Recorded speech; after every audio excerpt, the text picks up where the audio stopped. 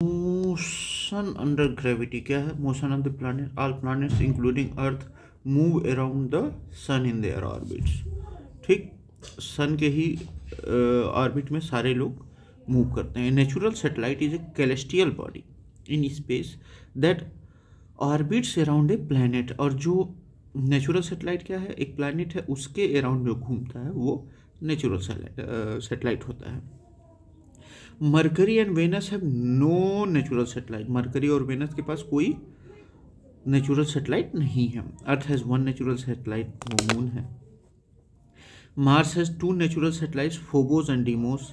ठीक, मार्स के पास दो नेचुरल सैटेलाइट्स है, फोबोस और डीमोस। जुपिटर है 95 known satellites have confirmed as of February 2024। देखिए जुपिटर सबसे बड़ा ग्रह है। Saturn has highest number of known satellites 146 confirmed moons. ठीक, केपलर्स लॉ क्या है प्लानिटरी मोशन का? Kepler's law planetary motion, German astronomer Johannes Kepler 1571 से 1530 तक ये मतलब इनकी उम्र रही। Formulated 3 fundamental laws of planetary motion based on observation made by Tycho Brahe द्वारा जो इन्होंने ऑब्जर्वेशन किया था उसको देखते हैं। These laws describe how planets orbit the sun and let the foundation of Newton's law of gravitation. और ये जो है न्यूटन्स लॉ के न्यूटन्स लॉ ऑफ ग्रेविटेशन को और पुख्ता करते हैं। कैसे? फर्स्ट लॉ ऑफ एलिप्सिस क्या है ये? All planets move around the sun in an elliptical orbit. मतलब जैसे ये सन है तो इस तरीके से मूव करता है, एकदम पूरा सर्कल नहीं रहता है, एलिप्टिकल ऑर्बिट रहता है।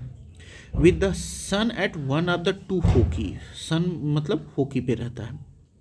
This contradicts the earlier geocentric model and refined Copernicus heliocentric model by proving that orbits are not perfect circle। मतलब ये कहते हैं कि ये जो मतलब कोपरनिकस ने कहा था कि परफेक्ट सर्कल है, लेकिन केपलर ने कहा ये परफेक्ट सर्कल नहीं है।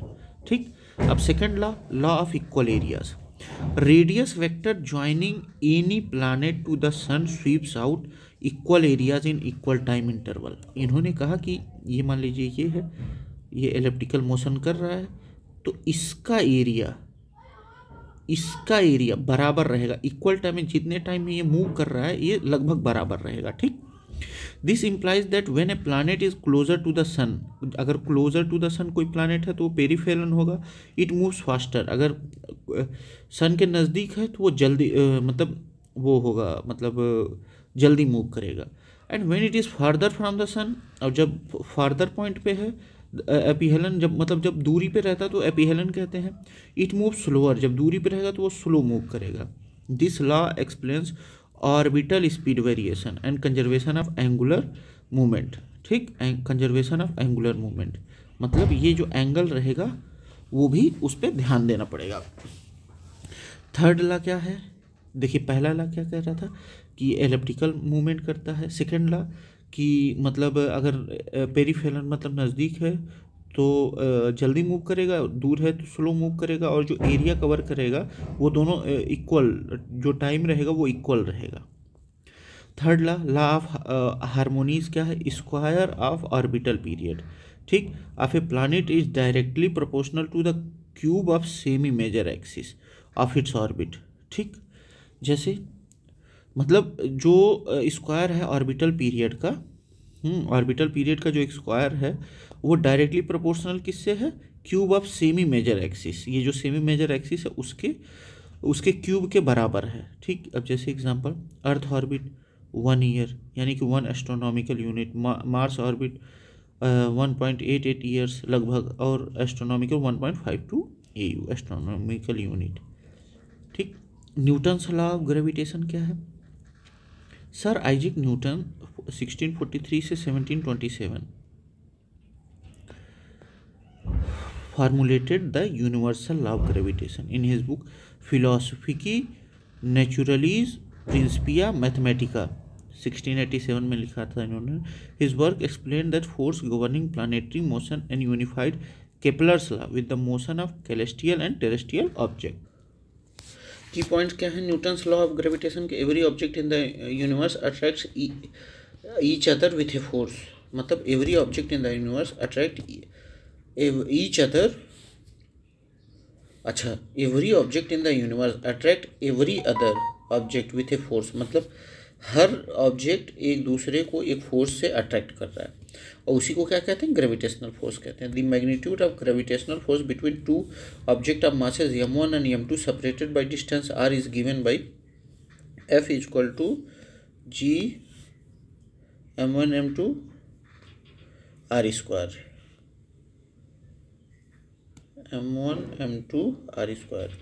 एक्सप्लेन वाई अब देखिए इम्प्लीकेशन ऑफ न्यूटन लॉ क्या है, explain why planets remain in orbit around the sun. ये क्या एक्सप्लेन कर रहा है कि क्यों जो है प्लैनेट वो सन के आसपास रह रहे हैं, वो किसकी वजह से, gravitational force as a centripetal force. जो ये ग्रेविटेशन है वो किस तरीके से काम कर रहा है, सेंट्रीपिटल फोर्स के तौर पे काम कर रहा है।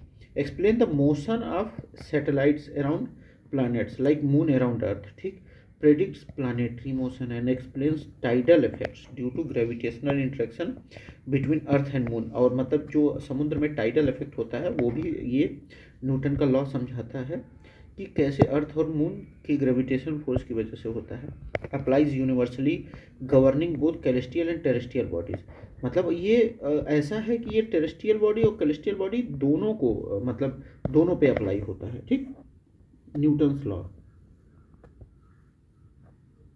अब जैसे कैलेस्टियल बॉडी क्या है, ये नेचुरल ऑब्जेक्ट हैं, और ये टेरेस्ट्रियल बॉडी वो ऑब्जेक्ट जो अर्थ पे हैं, ठीक, टेरेस्ट्रियल बॉडीज। अब मोशन एंड ग्रेविटी, 1543 में निकोलस कोपरनिकस ने प्रपोज क्या किया था कि हेलोसेंट्रिक मॉडल है जो हम लोग की ब्रह्मांड, वो heliocentric model stating that planets revolve around the sun, ठीक। फिर 1609 से 1619 के बीच जोनास केपलर ने क्या कहा कि 3 लॉ के प्लानिटरी मोशन के 3 लॉ दिए। आइजैक न्यूटन ने प्रिंसिपिया मैथमेटिकिया में यूनिवर्सल लॉ ऑफ ग्रेविटेशन दिया, आइजैक न्यूटन ने। फिर आइंस्टीन ने न्यूटन के आइडिया को फार्मूलेट किया और जनरल थ्योरी ऑफ रिलेटिविटी दी, ठीक, explaining gravity as a curvature of space time, ठीक। इन्होंने एक्सप्लेन किया आइंस्टीन ने कि कर्वेचर है स्पेस।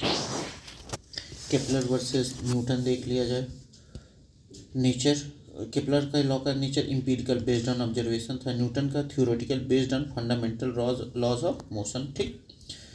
केपलर ने हाउ प्लैनेट्स मूव एक्सप्लेन किया, न्यूटन ने why planets move they do, मतलब कि क्यों the why planets move the way do, मतलब क्यों प्लैनेट्स उस तरीके से मूव कर रहे हैं, ये बताया।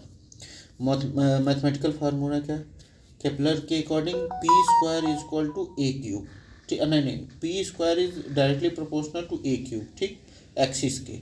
और न्यूटन का formula F equal to G m1 m2 by R square, ठीक।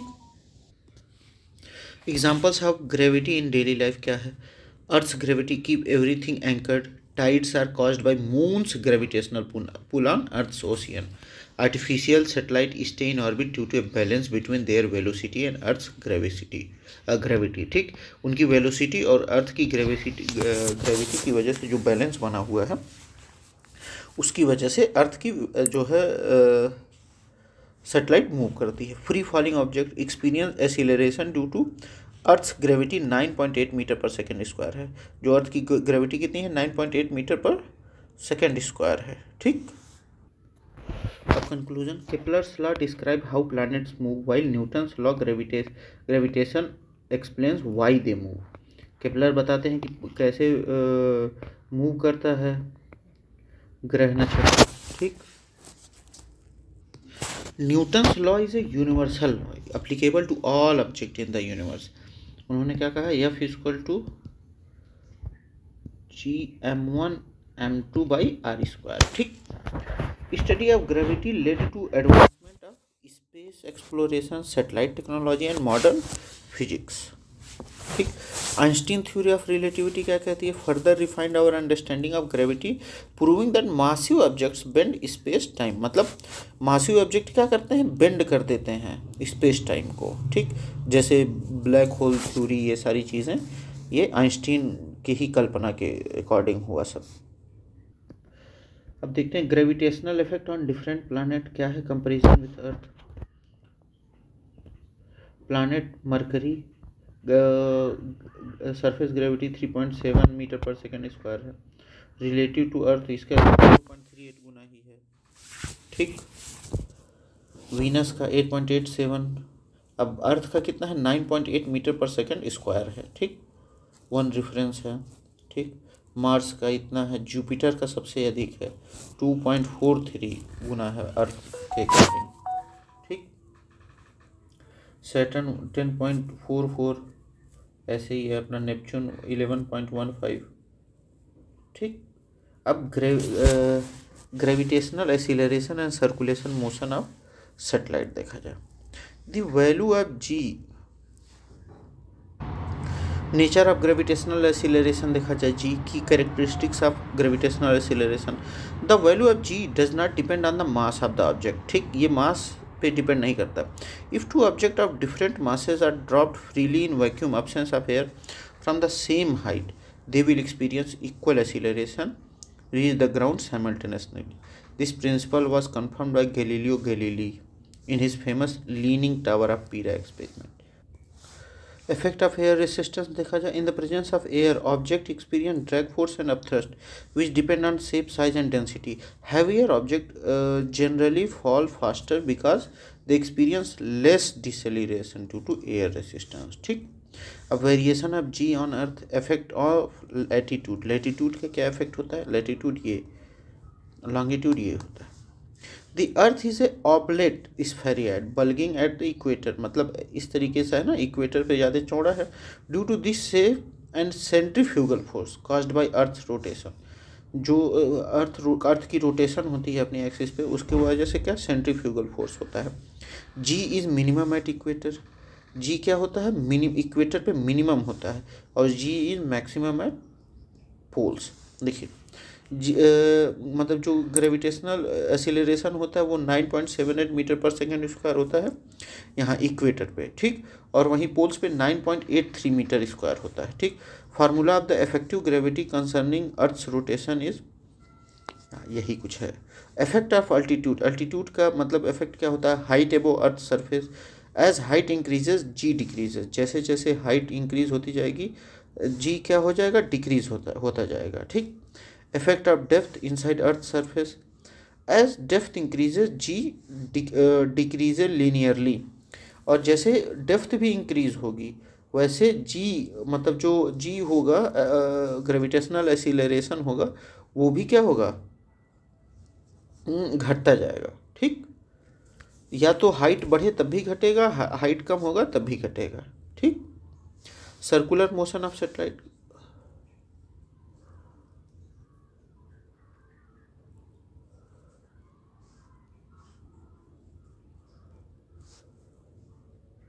अब देखिए circular motion of satellite, concept of satellite motion, a satellite orbits the earth due to a balance between gravitational attraction and centrifugal force. The force acting on a देखिए the satellite orbits the earth due to balance between gravitational attraction and centrifugal force. अब देखिए जो ये धरती नाच रही है ना, तो उसकी वजह से सेंट्रीफ्यूगल फोर्स अब वो हो रहा है, और ये जो सैटेलाइट ऑर्बिट है, ये ऑर्बिट है वो बैलेंस बनाता है ये ग्रेविटेशनल अट्रैक्शन और सेंट्रीफ्यूगल फोर्स से, ये इस अट्रैक्शन और सेंट्रीफ्यूगल जो एक्सीलरेशन कर रहा है उससे। The force acting on a satellite is gravitational force exerted by earth, जो यहाँ अप्लाई हो रहा है वो कौन सा फोर्स है, ग्रेविटेशनल फोर्स है, और वो क्या प्रोवाइड कर रहा है, necessary centripetal force to keep it in orbit. अब ये क्या कर रहा है कि एक मतलब अट्रैक्शन सेंट्रीपिटल फोर्स है ताकि वो अपने ऑर्बिट में नाचता रहे, ठीक।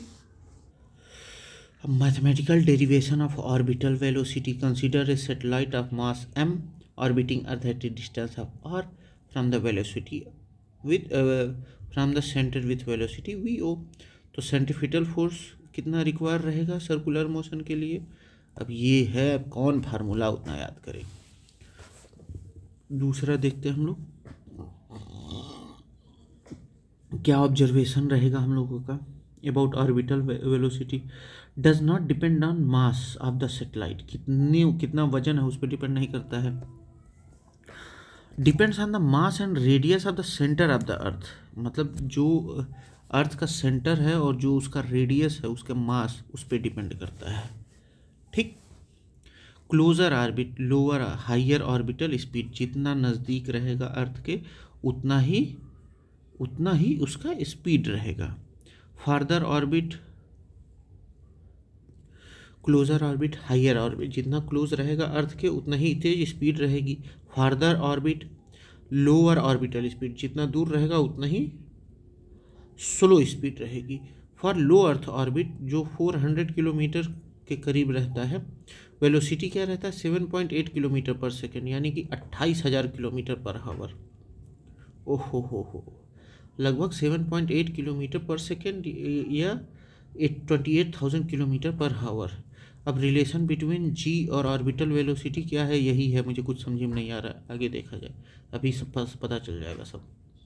Practical application of satellite motion, global positioning system, navigation using MEO satellites. कितना किलोमीटर, लगभग 20,200 किलोमीटर की दूरी पे ये यूज़ किया जाता है MEO सैटेलाइट्स को।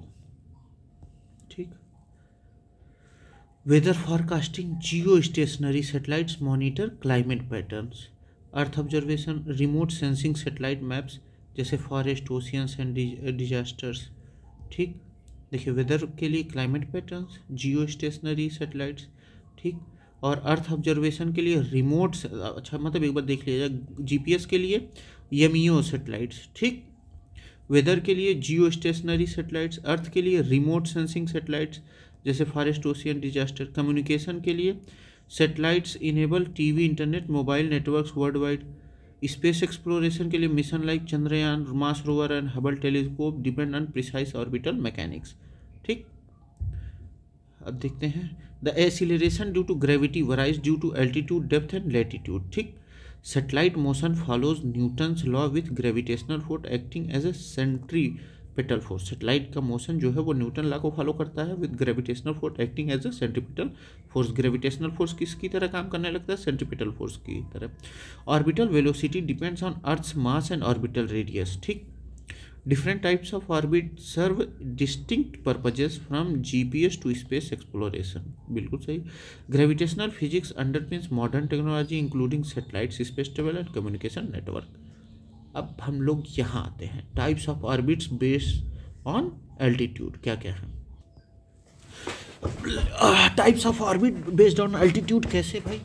लो अर्थ ऑर्बिट LEO कितने से 160 से 2000 किलोमीटर ऊंचाई पे। ठीक। जैसे ISS 400 किलोमीटर, हब्बल टेलीस्कोप। ठीक। मीडियम अर्थ ऑर्बिट 2000 से लेकर 786 किलोमीटर। GPS सैटेलाइट लगभग 20,200 किलोमीटर। ठीक। GPS वाली। जियो स्टेशनरी सैटेलाइट 35,786 किलोमीटर। ये सब कम्युनिकेशन सैटेलाइट होती हैं, जैसे इनसेट, GSAT। ठीक। हाई अर्थ ऑर्बिट मतलब 35,786 किलोमीटर से ऊपर, जैसे space probes, Voyager, Parker, solar probe हो गया। ठीक। जियो स्टेशनरी वर्सेस पोलर सैटेलाइट्स क्या है। जियो स्टेशनरी सैटेलाइट का एल्टीट्यूड 35,786 किलोमीटर, पोलर सैटेलाइट 500 से 800 किलोमीटर। जियो स्टेशनरी का 24 आवर वो रहता है, पोलर सैटेलाइट का time 90 to 120 metre. Coverage stay fixed over 1 point. ठीक। और polar satellite cover entire earth. ठीक। और geostationary communication, weather forecasting के लिए polar earth mapping, space satellites का इस्तेमाल। ठीक। हिस्टोरिकल कंटेक्स्ट एंड कंट्रीब्यूशन देख लिया जाए। Galileo Galilei proved free fall acceleration is independent of mass. ये 1604 में proved free fall acceleration is independent of mass. Isaac Newton formulated universal gravitational and derived escape velocity. Escape velocity के बारे में इन्होंने बताया। Johannes Kepler describe elliptical orbits, Kepler's law 609 से 19 के बीच।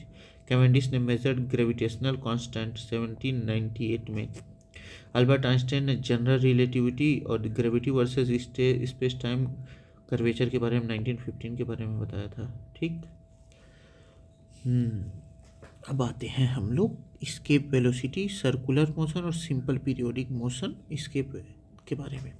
Escape velocity is the minimum speed required for an object to break free from the gravitational attraction of a celestial body without any further propulsion। मतलब कि एक celestial body जो natural है उससे बाहर निकलने के लिए एक minimum speed, object to break free from उसके ग्रेविटेशनल अट्रैक्शन से बाहर निकलने के लिए जो एक प्रपल्सन चाहिए, अरे मतलब बिना टूटे फूटे या बिना कुछ नुकसान हुए, तो उसी को क्या कहते हैं, एस्केप वेलोसिटी। जैसे when we throw an object upward it eventually comes back due to earth gravitational force. However if an object is thrown with sufficient velocity it overcomes gravity and never returns. मतलब अगर एक निश्चित velocity से ऊपर फेंका जाए तो वो क्या है, ग्रेविटेशनल की वेलोसिटी, उसकी वेलोसिटी पार कर जाएगी, वो कभी वापस नहीं आएगी। The kinetic energy required for this is called escape energy. अब जो काइनेटिक एनर्जी चाहिए होती है उसी को क्या कहते हैं, एस्केप एनर्जी। जैसे mathematical derivation of escape velocity, यमी मास है, रेडियस है, ये लगभग 11.2 किलोमीटर पर सेकेंड, 11.2 किलोमीटर पर सेकेंड की एस्केप वेलोसिटी होती है। अब देखते हैं, escape velocity does not depend on the mass of the object, ये मास पे डिपेंड नहीं करता है। For any object of earth we 11.2 kilometre पर second approx 40,320 kilometre per hour. If an object moves at this speed it will escape earth's gravity and move into space. मतलब अगर 11.2 kilometre पर second या 40,320 kilometre per हावर की speed से ये जा रही है तो वो अर्थ की ग्रेविटी को एस्केप कर सकती है। एस्केप वेलोसिटी अब फॉर डिफरेंट कैलेस्टियल बॉडीज, अर्थ का 11.2 है, मून का 2.38 है, मार्स का 5.03 है, जुपिटर का 59.5 है, सन का 617.7 है। Moon's escape velocity is much lower than Earth's, which is why it has no atmosphere. Gases easily escape. Jupiter has the highest escape velocity, meaning it retains a thick atmosphere. मतलब Jupiter के पास इतना मतलब highest escape velocity है, यानी कि इसका जो atmosphere होगा वो क्या होगा, थिक होगा। Circular motion and escape velocity relation देखा जाए, a satellite orbiting the earth's move in a circular path due to the gravitational force acting as a centripetal force. ठीक, the orbital velocity of a satellite is known, then its escape velocity is related. ठीक, यानी कि 1.44 वो गुना, देखिए जैसे v अगर 7.9 kilometre पर second है, orbital velocity of low earth orbit, then v equal to 1.44 into 7.9 यानी कि 11.2 किलोमीटर पर सेकेंड एस्केप वेलोसिटी हो जाएगी। Simple periodic motion definition, when an object moves back and fourth in a straight line about it's equilibrium position it performs simple periodic motion. अगर कोई ऐसे अपने स्थान से जा रहा है, आ रहा है और एक ही रास्ते पे, तो वो क्या हो जाएगा, सिंपल पीरियोडिक मोशन हो जाएगा। ए पेंडुलम, ए वाइब्रेटिंग स्प्रिट, अरे मास स्प्रिंग सिस्टम, ये क्या सिंपल पीरियोडिक मोशन का एग्जाम्पल है। सिंपल पेंडुलम के बारे में हम लोग देखते हैं। सिंपल पेंडुलम क्या है, simple pendulum consist of a small dense bob suspended by weightless extensible and flexible thread. ठीक, the motion is oscillatory with no friction और एयर रेसिस्टेंस। ठीक, the practical experiment, a metallic sphere bob with a thin light thread is used. ठीक, जैसे bob, the solid sphere at the end of pendulum, ऐसे ऐसे नाचता है। Point of suspension, the point where the thread is attached. ठीक, ये point of suspension. Effective length, distance from the suspension point of the centre of the Bob. ठीक, T time period, effective जी generation. ठीक, अब observation क्या हम लोग को मिलता है, ये कुछ है ऐसे ही कोई मतलब वो मतलब फार्मूला है ये। आगे देखिए, टाइम क्या है, time period, time for one complete oscillation, ये जब वापस आ जाएगा उसी को ऑस्किलेशन कहते हैं। Effective length of pendulum, g acceleration due to gravity. क्या हम लोग को ऑब्जर्व होगा, time period does not depend on mass of the bob. हम लोग देखेंगे ये कितना मतलब वजन है, इस पर डिपेंड नहीं करेगा। Time period is directly proportional to the square root of length. Time t जो है वो डायरेक्टली प्रोपोर्शनल है एल के स्क्वायर का। ठीक, अगर if the length is increase by 4 times, अगर ये 4 टाइम इंक्रीज होगा, जो लेंथ है वो अगर 4 टाइम इंक्रीज होगा, ठीक, तो टाइम पीरियड क्या होगा, डबल हो जाएगा। ठीक, अगर ये 4 टाइम इंक्रीज होगा यानी कि 4L होगा, तो ये स्क्वायर है, तो इधर जब आएगा तो √T is equal to 4L, ये अंडर, तो T क्या हो जाएगा 2, तो यानी कि डबल हो जाएगा। अगर लेंथ जो है, if length is increase by 4 times the time period doubles, if the length is decrease by 1/4 the time period is hold, मतलब रुक जाएगा वो। हॉल्ड मतलब आधा हो जाएगा, 1/2 हो जाएगा। अगर 1/4 डिक्रीज होता है तो टाइम पीरियड कितना हो जाएगा, आधा हो जाएगा। Time period is inversely proportional to the square root of G. जो टाइम पीरियड है वो किसके प्रोपोर्शनल है, 1/g, मतलब इन्वर्सली। अगर टाइम पीरियड बढ़ेगा तो ग्रेविटेशनल घटेगा, ग्रेविटेशनल बढ़ेगा तो टाइम पीरियड घटेगा। ठीक, if G decreases pendulum slows down. ठीक, example, a pendulum clock run slower at high altitude, मतलब पोल्स पे क्या स्लो काम करेगा, or on the moon where G is lower. ठीक, special case in simple pendulum क्या है, pendulum at higher altitude or on moon, if G decreases with altitude the time period increases, मतलब जैसे जैसे हम लोग ऊपर जाते जाएंगे तो टाइम पीरियड क्या हो जाएगा, इंक्रीज होता जाएगा। A clock in Himalayas run slower than at sea level, Himalaya पे क्या क्लॉक क्या होता है, रन स्लो, मतलब स्लो रन करता है। ठीक, maximum time period 84.6 second limit, ये क्या है, लेंथ जो है इन्फिनिटी और time period 84.6 second. This is a theoretical maximum time period for a simple pendulum. Second pendulum, a second pendulum is a pendulum whose time period is exactly 2 seconds, used as a standard time keeping reference. T 2 second, G is equal to 9.8 metre पर second square. ठीक, this means second pendulum has length close to 1 metre on earth. ठीक, ये तो मुझे बिल्कुल समझ में नहीं आया लेकिन इसको हम लोग समझ लेते हैं। Comparison between type of motion, ठीक, ये क्या है, यूनिफॉर्म सर्कुलर मोशन, ये अर्थ का ऑर्बिट है, अर्थ के ऑर्बिट जो नाचता है। ठीक, रीस्टोरिंग फोर्स कौन सा है, सेंट्रीपिटल फोर्स है। टाइम पीरियड का formula T is equal to 2πr/v। Simple harmonic motion, spring oscillation, example Hooke's law, F is equal to -kx, और इसका फार्मूला क्या है, T equal to 2π√m/k। Pendulum motion, swinging clock. ठीक, gravitational force, restoring force gravitational है, और इसका time period का formula क्या है, T इक्वल टू 2π√L/g। ठीक, escape velocity is the independent of mass and is 11.2 kilometer per second for Earth.